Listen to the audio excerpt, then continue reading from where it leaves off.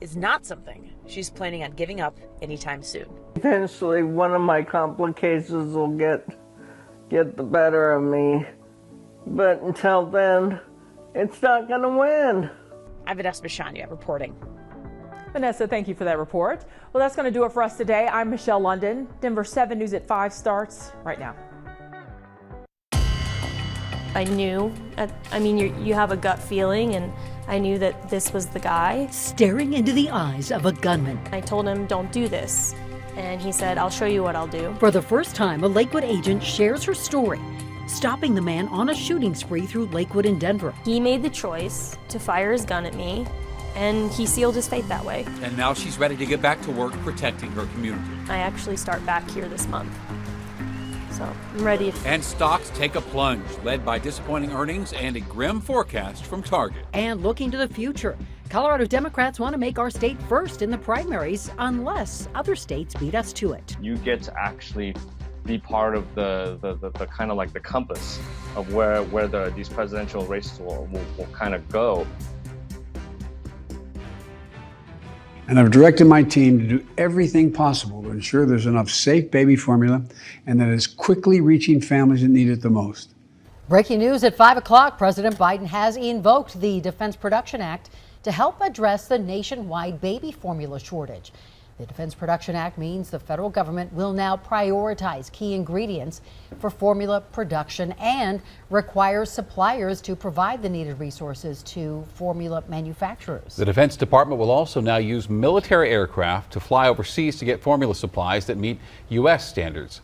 Now, the president says his priority is to make sure safe formula gets to all who need it. Also new at 5, we are getting our first look at a fire burning along the entrance of the Great Sand Dunes National Park in South Colorado. Now, for now, traffic to the park is being blocked off and the visitor center is closed as crews work to contain the flames.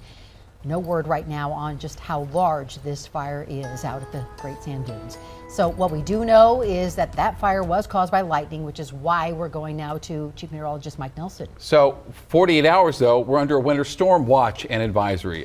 This is really something here this week, Mike. That's why the banners are red. It's a Denver 7 Weather Action Day. Let me tell you, first of all, we have just warm temperatures out there and generally dry, although you did notice that Lyman was in the 60s. The winds haven't really kicked up too much yet, but aside from that little bit of humidity here where the thunderstorms are, it's very dry air. So we have a fire weather warning in effect for tomorrow all across the eastern plains and southern Colorado, but for Friday into Saturday, a winter storm watch that is not just for the mountains and foothills. It includes Denver, the downtown area as well. Here's the watch down to the south, and some of these storms, the ones that did cause the lightning that created that fire. But off to the northwest is a very strong cold front that will drop temperatures about 40 degrees from tomorrow to Friday. So our headlines moving forward are windy, hot and dry for Thursday, rain to snow on Friday, below freezing temperatures Saturday morning, and heavy mountain snow for Friday and Saturday. I'll show you how all this is going to come about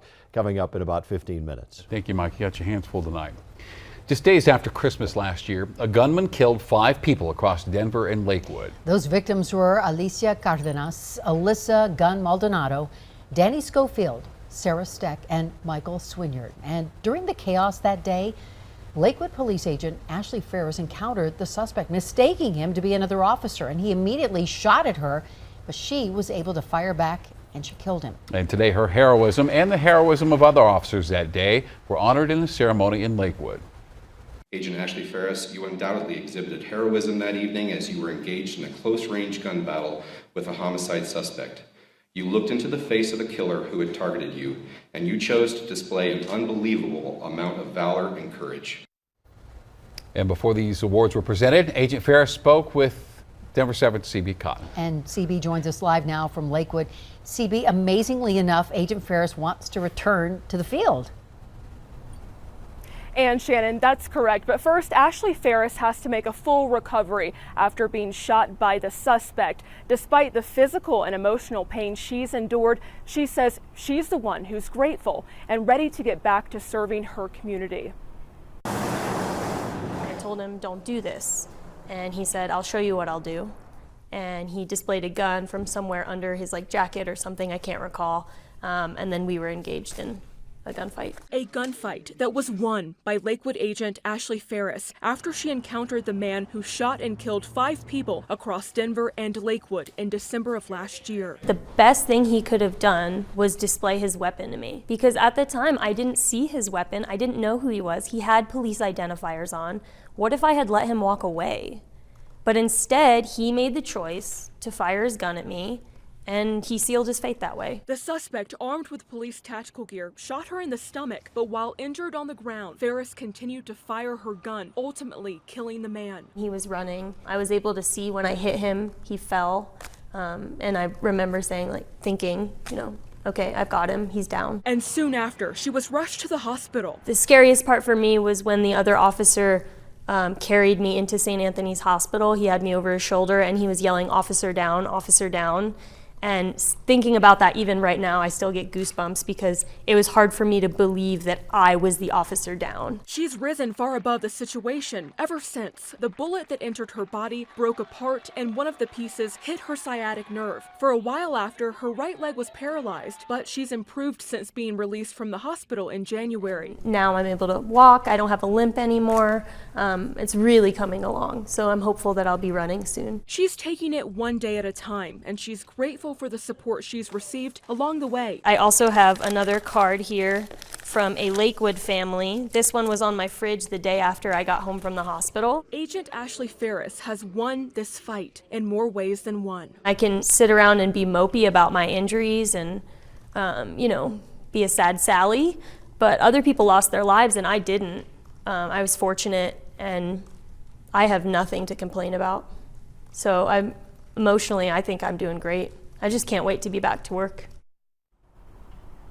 And speaking of getting back to work, Ferris returns to desk duty on Monday. Once she's able to run again, that's when she can enter back into patrol work. I should also note the suspect had a history of extremist and misogynist views. Ferris says the irony is not lost on her one bit that she was the one who ultimately took him down. Reporting live in Lakewood this evening, I'm CB Cotton, Denver 7. She is impressive, CB. Thank you for that. And looking deeper tonight, many Colorado cities are now working towards tightening gun restrictions. Denver voted this week to ban concealed carry in parks and city buildings. And last night, Louisville took the first step in banning the sale and possession of assault weapons and large capacity magazines. City Council also voted to prohibit open carry in public spaces. A second vote on those measures will happen next month. Boy, stocks took a big drop today with the Dow tumbling more than 1,100 points in the worst trading day since June of 2020. The drop is in part due to large retail chains like Target and Walmart reporting lower profits.